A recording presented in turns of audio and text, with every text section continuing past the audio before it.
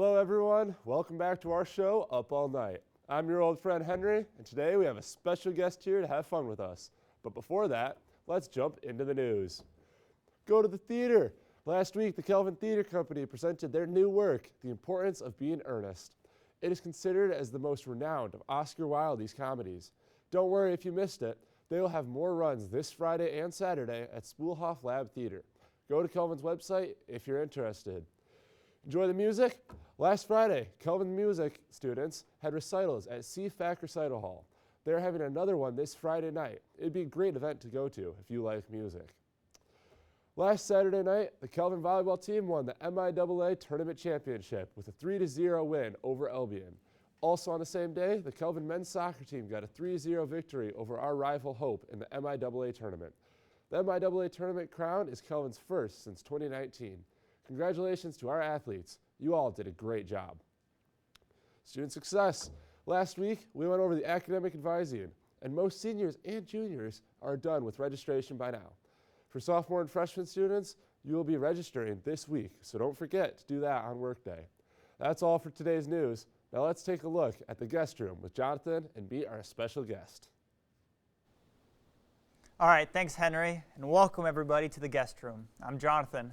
Today is a good day for people who are interested in detective work because we have a special guest named Brent Ginn, who is also known as the Holmes on Burton Street. Let's welcome him. Welcome, Brent. I know you have a name out there, but for everybody at home who doesn't know you, can you introduce yourself? Yeah, sure. Like Jonathan said, I'm currently working with the police as a detective, and I solve a few cases so that people start calling me the Holmes. I guess that name is just super famous, and people always use that name to refer to good detectives, which I am really happy with. Many people, when they think of Holmes, they think of Watson. They're either as the assistant or as the dummy one. Do you have a Holmes? Or do you have a Watson? Sorry, Holmes. Yeah, actually, yes. I work with my roommate Elijah a lot, and he is technically the guy who's my Holmes. People call him the Holmes. We also started to call each other Holmes and Watson as well. Unfortunately, he's currently unavailable and can't join me here today. That's a shame. I really have liked to interview you both on the episode today. We know you guys get a lot of fans, and you guys have a lot of fans for your detective works. They've sent in their letters, and now let's take a look at some of those in your binder. We have your questions in there. So, first question, does detective work really turn out like it does in the novels and in the movies? Well, I like to say in a specific time period it was, especially in the areas like Europe and East Asia, where private detectives are really, really popular. But today, I'd say being detective is not anything at all like the stories. You actually need to go through a lot of police training and get an official license to be a detective. Private detectives also can't usually work on crimes that include murders. The most common thing they usually do is extramarital investigations. That probably broke a lot of people's fantasies right there. Question number 2. Is there anything interesting that happens when you and Watson do field work? Yeah, actually, we actually have a lot of fun stories. Let me tell you a few.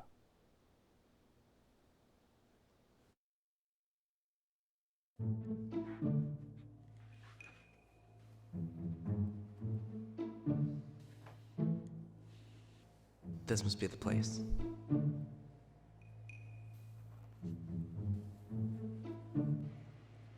Listen up. I'm holding a stick hostage. Surrender now. I'm gonna count down from 3, 4, 5, 6. Watson, can you just let me enjoy my Russian time in peace? Last time, we were trying to track down the suspect. The suspect is here. Come on, Watson. Let's break down the door. All right, ready? Go. How dare you trick me? Last time, we had to deal with something tough. Is he the suspect? Looks like it. He was trying to kill himself so people wouldn't think he did the murder. I'll handle it. Fortunately, I have Watson as my partner who once was a field doctor and is able to stay calm in such a situation. The man is dying. Call an ambulance. Ambulance! Call an ambulance fast. Ambulance! Man, that's funny. You guys look like you have a lot of fun while being on cases. All right, question number 3. What kind of conversations do you usually have with Watson? Well, we actually share a lot of hobbies, so we talk about a lot of stuff. But I'm thinking of one great conversation we had a few days ago. Watson, let me read you something. All right, what is it? Oh, dear Lady Morstan, how much I adore you and your beautiful hair and your beautiful voice. Holmes, this love letter you wrote was a piece of shit. Just relax and how I hope you can smile at me. After all, this is the only wish that I, Watson, have. That's my diary. Stop reading that. All right. Every day I look into her picture and imagine what it would be like to be with her. Why the fuck did you memorize it? She appears in my dream every night. Stop reciting it. In dream, we were dating. I warn you not to continue, or else I will fight back. The atmosphere became romantic in my dream. What a wonderful day it was. Except I failed my midterm exam.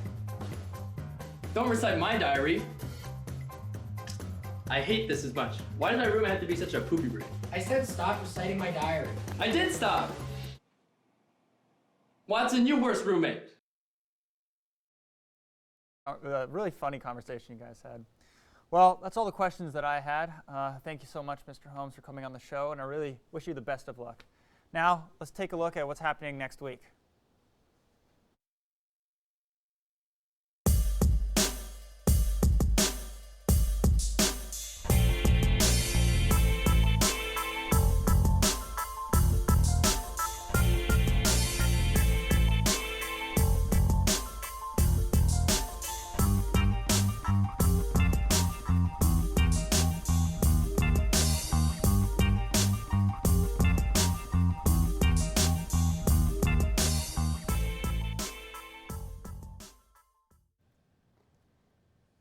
Thanks, Jonathan, and everyone who worked hard tonight. Now it's time to say goodbye. Big thank you to Holmes, who was on the episode tonight. But for now, I'm Jonathan. And I'm Henry. And this has been Up All Night. See you guys Take next care. week.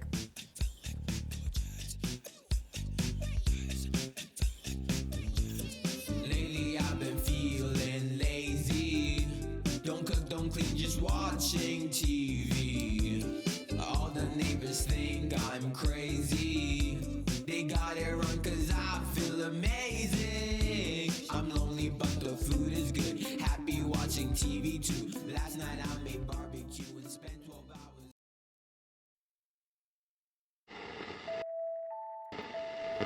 hours. Yeah, we had a murder a few days ago.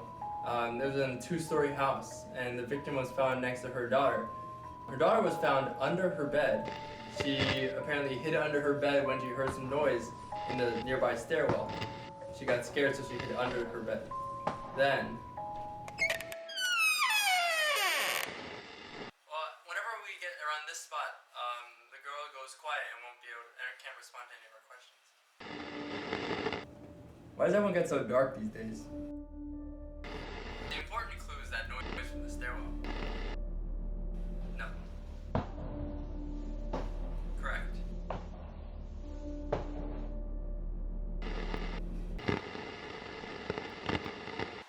Noise in the stairwell?